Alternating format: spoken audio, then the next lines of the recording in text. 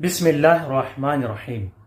सवाल किया गया अज़दारी इमाम हुसैन अलैहिस्सलाम के लिए जो जुलूस निकाले जाते हैं उसमें बाज़ अफराद बहुत तेज़ी से दौड़ते हैं और बाज़ आहिस्ता चलते हैं, क्या इस तरह करना जायज़ है?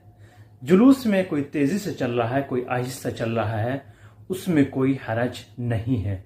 लेकिन जब जुलूस निकाला जा रहा है या निकल रहा है अज़दारी इमाम हुसैन अलैहिस्सलाम में, तो मुरत्तब और मुनज़्ज़म होना चाहिए। सब एक साथ चलें और सब एक रदीफ एक लाइन में हो, और जब सब चलें तो बाकायदा मातम करते हुए जुलूस में जाएं। बाज़ अफराद ऐसे होते हैं कि बातें कर रहे हैं दुनियावी चीज़ों पर और जुलूस में शिरकत कर रहे हैं, ये मुनासिब नहीं है। जब आप जुलूस में जा रहे हैं तो दुनियावी चीज़ को छोड़ कर जाइए और गम हुसैन मनाइए। आप मातम करते हुए जुलूस में शिरकत करें, और जो दूसरे लोग अतराफ में खड़े रहते हैं उनको भी ताकीद करें।